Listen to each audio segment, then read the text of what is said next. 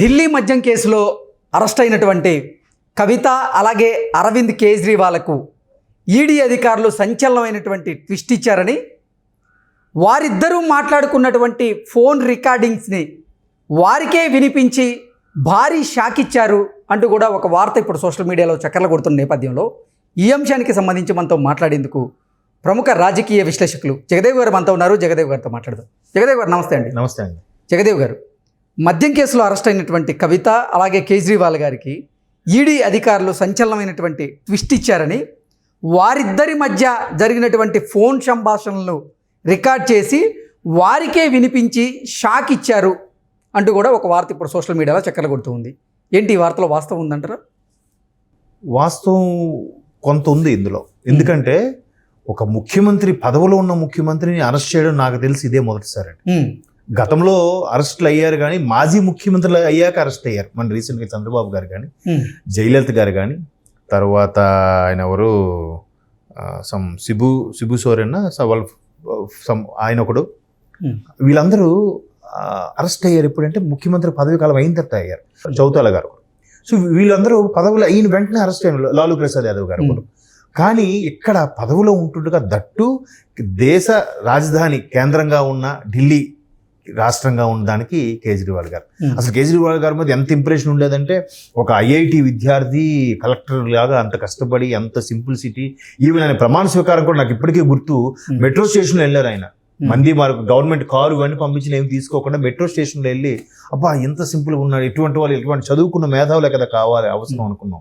తర్వాత ఒక సామాజికవేత్తకు సైడ్ చేయడం, తర్వాత కొన్ని రకాల పంజాబ్లో జరిగిన కొన్ని ఇష్యూస్, తెర వెనుక నడిపిస్తున్న ఇష్యూస్, ఇవన్నీ ఒక్కొక్కటిగా వస్తుంటే ఓహో చాలా రంగం సినిమాలో ముఖ్యమంత్రి ఉంటారో చూసారా, ఆయన లాస్ట్లో ముఖ్యమంత్రి అప్పుడు తెలుస్తుంది ఆయన హీరో. అట్లా ఈయన ఒక్కొక్క విషయాలు బయటకు వస్తుంటే, ఇప్పుడు కవిత గారు వాంగ్మూలం ఏం బేస్ చేసుకొని ఆయన ముఖ్యమంత్రి స్థాయి వ్యక్తికి అరెస్ట్ చేస్తుంటారు.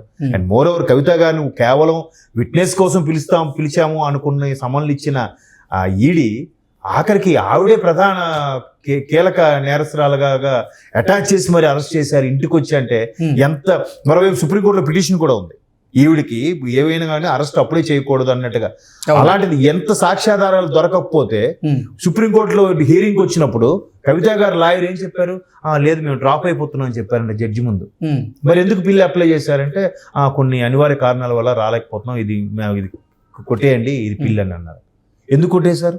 లేదు మీ దగ్గర ఇంకా బిల్లు ఉంటుండగానే మాకు కనీసం అరెస్ట్ వచ్చి ఇంచుకొచ్చి అరెస్ట్ చేశారని చెప్పొచ్చు కదా, ఎందుకు చెప్పలేకపోయారు? అంటే బలమైన సాక్ష్యాధారం ఏదో దొరికింది. సో ఆవిడ యాక్చువల్గా మద్యం విధానాలకు సంబంధించిన కొన్ని రకాల కొత్త పద్ధతులు, ఎట్లా గెయిన్ చేయాలి, ఎక్కడెక్కడ అమౌంట్ పెడితే వస్తుంది, ఎట్లాంటి కంపెనీలకు మనం ఇది చేయాలి, దాన్ని ఏమంటారు, బెల్ట్ షాపులు అంటారు కదా, బెల్ట్ షాపులు లాంటివి చేసేస్తే ఈజీ అవుతుంది అన్నట్టుగా ఏవో ఈవిడ సలహాలు ఇవ్వడం, ఆ విధంగా ఫాలో అవ్వడం, దానికి కేంద్ర బిందువుగా ఉన్న కేజ్రీవాల్ గారు టిక్ పెట్టడం జరిగింది.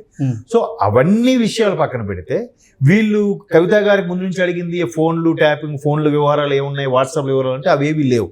సరే మీరు ఎక్కడో డైరీ లేదో రాసుకున్నారంటే ఆ డైరీ గురించి చెప్పండి అంటే ఆ డైరీ కూడా కనబడట్లేదు.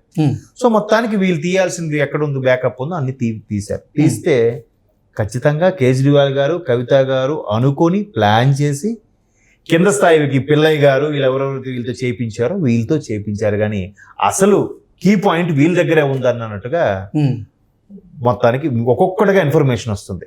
మరోవైపు వీళ్ళు ఏం చెప్తున్నారు, ఇప్పుడు ఈడీ ఇన్వెస్టిగేషన్లో మేము చెప్పేవన్నీ కూడా మీడియాకి లీక్ చేయొద్దు అని అంటున్నారంట. ఎందుకు మీడియాకి లీక్ చేయొద్దు అంటున్నారు?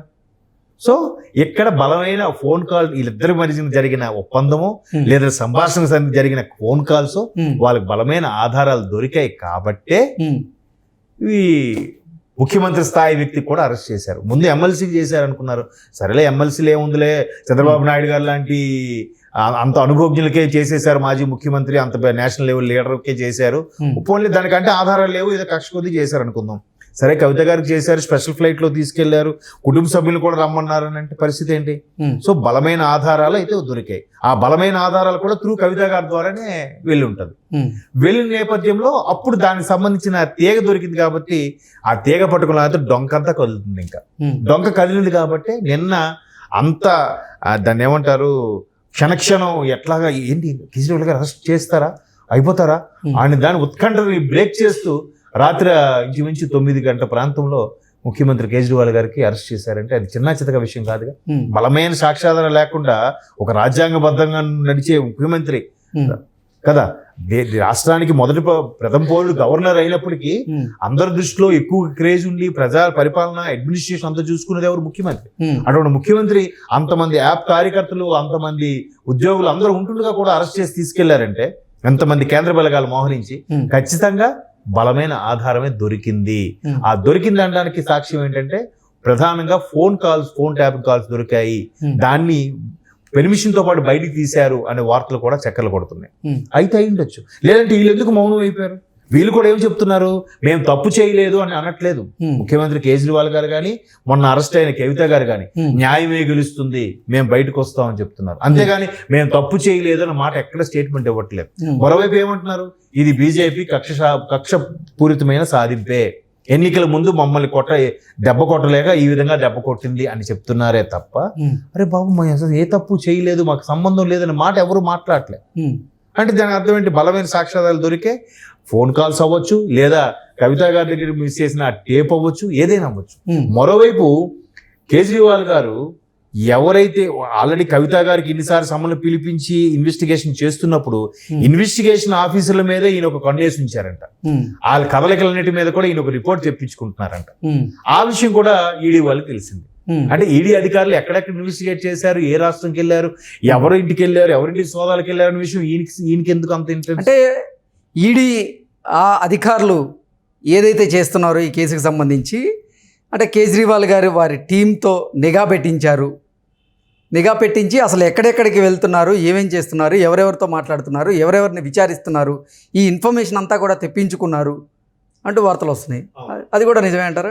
నిజం కాబట్టి, అంటే ఆల్రెడీ తప్పు చేసిన వాళ్ళకి భయం ఉంటుంది కాబట్టి, వాడు చూడు మనకి నెక్స్ట్ ఈవినింగ్ వస్తున్నాడా, పోలీసులు ఎక్కడున్నాడు కదులుతున్నాడా, వాళ్ళు ఎక్కడికి వెళ్తున్నారు ఒక కన్నేసించు, మన మీద ఆ ఇన్వెస్టిగేషన్ అటు తిరిగి తిరిగి మన మీదకి రాకూడదు అనే ఉద్దేశంతోనే కదా వాళ్ళ మీద కూడా కన్నేసించడానికి ప్రధాన కారణం.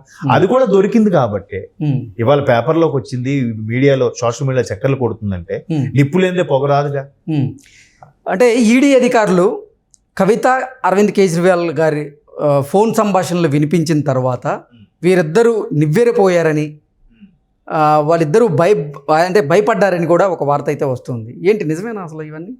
అంటే భయపడరు, ఇవాళ రేపు రాజకీయ నాయకులు భయపడట్లేదండి.